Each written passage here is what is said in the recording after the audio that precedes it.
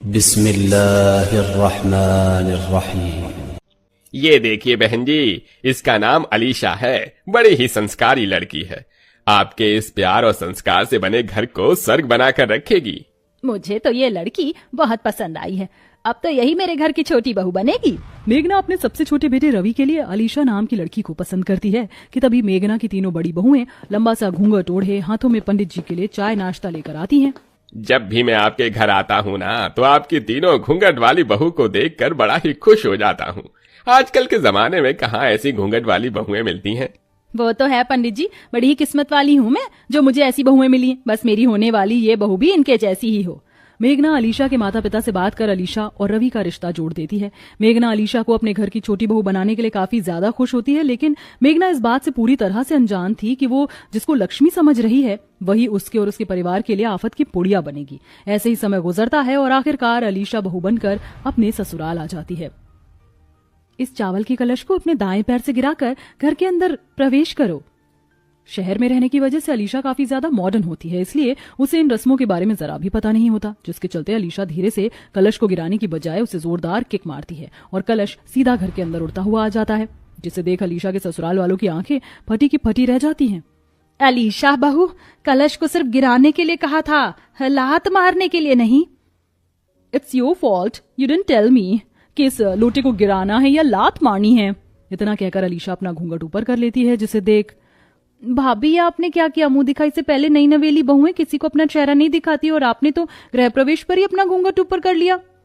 मुझे गर्मी लग रही थी, अंडरस्टैंड, और वैसे भी मुझे ये घूंघट वूंघट ओढ़ने की आदत नहीं है। रवि डार्लिंग, मैं बहुत थक गई हूँ, चलो हम अपने रूम में चलते हैं। इतना कहकर अलीशा रवि का हाथ पकड़ती है और उसे कमरे में ले जाती है। अपनी छोटी बहू का ऐसा रवैया देख मेघना को काफी ज्यादा शौक लगता है। कहीं मैंने इसे अपने घर की बहू बनाकर कोई गलती तो नहीं कर दी?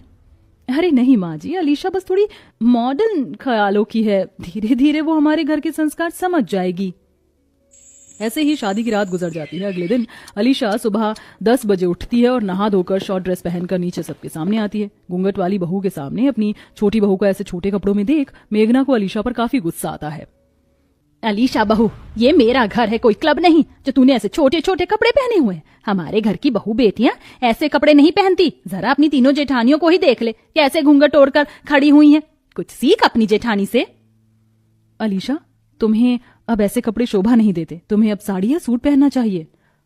तो अब तुम गंवार मुझे सिखाओगी कि मुझे कैसे कपड़े पहनने चाहिए। लुक एट योरसेल्फ, आज के इस मॉडर्न टाइम में भी कोई 52 गज का घूंघट करता है क्या? अलीशा अपनी तीनों घूंघट ओढ़ने वाली जेठानियों का काफी मजाक उड़ाती है और वहां से चली जाती है। जैसे जैसे समय गुजरता है वैसे वैसे देवरानी की बेशर्मी भी बढ़ती जाती है। अलीशा, ये तुम इतना छोटा टॉप और शर्ट पहनकर सुबह सुबह कहाँ जा रही हो?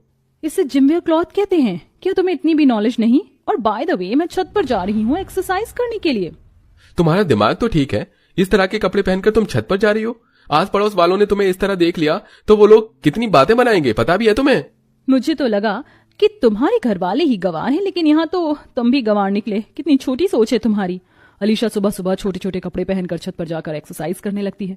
छोटे कपड़ों में अलीशा को यूं एक्सरसाइज करते हुए काफी लड़के अपनी अपनी छतों से देख रहे होते हैं कि तभी हाथों में जल का कलश लिए सूर्य नमस्कार करने अपर्णा छत पर आती है। लड़कों को इस तरह अपनी देवरानी को उतारता देख अपर्णा अलीशा के पास जाती है। अगर तुम्हें एक्सरसाइज ही करनी है तो पूरे कपड़े पहनकर करो। इस तरह के पहनकर एक्सरसाइज करने की क्या जरूरत है? देखो आसपास के लड़के तुम्हें किस तरह देख रहे हैं। अब मेरी बॉडी है ही इतनी अट्रैक्टिव कि हर कोई मुझे देखता ही रह जाता है। मैं तो कह रही हूँ आप भी अपनी घूंघट को हटाओ और अपनी थोड़ी बॉडी दिखाओ, फिर देखना आपके पीछे भी लड़कों की कैसी लाइन लगती है। अपनी बेशर्म देवरानी का इतना बेशर्म भरा जवाब सुन अपर्णा को उस पर गुस्सा तो बहुत आता है, लेकिन अपर्णा उससे कुछ नहीं कहती। ऐसे ही समय गुजरता है और आज तीनों घूंघट वाली जेठानी और बेशर्म देवरानी की ननद श्वेता को देखने के लिए रिश्ते वाले आते हैं। जिस घर की इतनी संस्कारी बहुएं 24 घंटे घूंघट ओढ़कर रहती हैं, उस घर की बेटी कैसी होगी? आपकी बेटी श्वेता हमें काफी पसंद है। भला इतनी संस्कारी घर की लड़की को कोई अपनी बहू क्यों नहीं बनाना चाहेगा? श्वेता का रिश्ता पक्का होने पर घर में सभी लोग काफी ज्यादा खुश होते हैं। सभी एक दूसरे का मुंह मीठा कर ही रहे होते हैं कि तभी बेशर्म देवरानी शॉर्ट ड्रेस पहने और हाथों में बियर की बोतल लिए उन सबके सामने आती है। Hi everyone, my name is Alisha. लगता है कुछ इंपॉर्टेंट डिस्कशन चल रहा है। मेघना बहन, ये लड़की कौन है? उनसे क्यों पूछ रही हैं? मैं आपको बता देती हूँ, मैं इस घर की सबसे छोटी बहू अलीशा हूँ। वैसे ही आपने ये बियर ट्राई की? बड़ी टेस्टी है, कल ही लॉन्च हुई है। मेरे पास एक और है, मैं आप लोगों के लिए लेकर आऊं? मेघना जी, ये लड़की किस तरह से हमसे बात कर रही है। हमें तो लगता था कि आपके घर की बहू बेटी संस्कारी है, लेकिन लगता है आपकी ये तीनों घूंघट ओढ़ने वाली बहू भी इसकी तरह ही बेशर्म होंगी। हमें नहीं करना ऐसे घर में रिश्ता, चल बेटा यहाँ से। अलीशा की बेशर्मी के चलते मालती रिश्ता तोड़कर वहां से चली जाती है, जिसे देख श्वेता, आपकी बेशर्मी की वजह से आज बाहर वालों के सामने हमारी कितनी बेइज्जती हुई है। शर्म हया नाम की चीज है आप में या नहीं? ना जाने आपके माता पिता ने आपको कैसे संस्कार दिए हैं। संस्कार दिए भी हैं या वो भी आपकी तरह ही बेशर्म है। श्वेता की बात सुन अलीशा बिना सोचे समझे अपनी नंद को एक जोरदार थप्पड़ मारती है, जिसे देख सभी घर वाले हैरान हो जाते हैं। अलीशा, बेशर्मी की भी हद होती है। आज तक घर में किसी ने भी श्वेता को डांटा तक नहीं और तुमने उस पर हाथ उठाया। इस बार तो सिर्फ हाथ ही उठाया है, अगर आइंदा मुझसे बदतमीजी की तो मुंह तोड़कर रख दूंगी।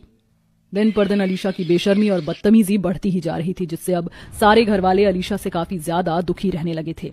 अरे अलीशा छोड़ो, ये हमारा कमरा नहीं हॉल है, कोई देख ना ले। देखता है तो देखने दो, आज मैं तुम्हें जाने नहीं दूंगी। अलीशा हॉल में रवि का हाथ पकड़कर उसके साथ रोमांस करने की कोशिश करती है कि तभी वहां मेघना आ जाती है।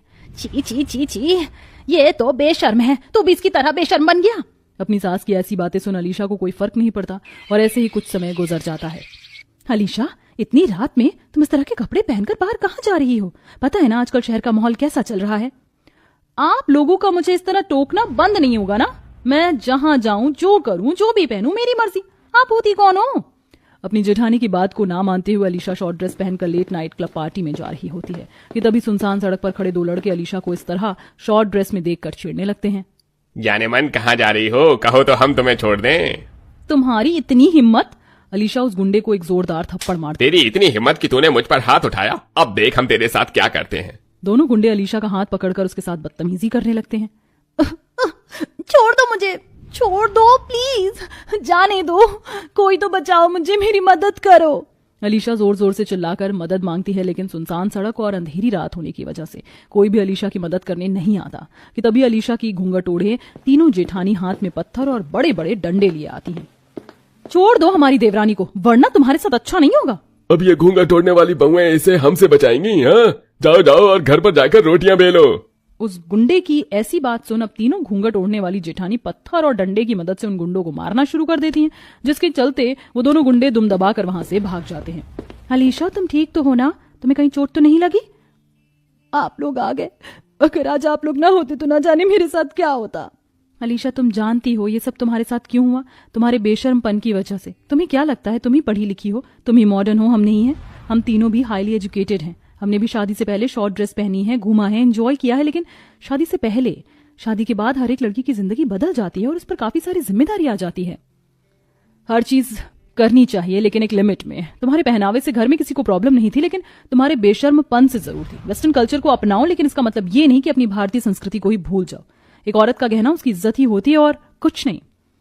अपने साथ हुए हादसे और अपनी तीनों जेठानियों की बात सुनकर आखिरकार अलीशा को उसकी गलती का एहसास हो ही जाता है, जिसके बाद अब अलीशा अपनी सारी बेशर्मों वाली हरकतें छोड़ अपनी तीनों जेठानियों की तरह ही संस्कारी हो जाती है और उनके साथ मिलकर घर की सारी जिम्मेदारियों को अच्छे से संभालती है।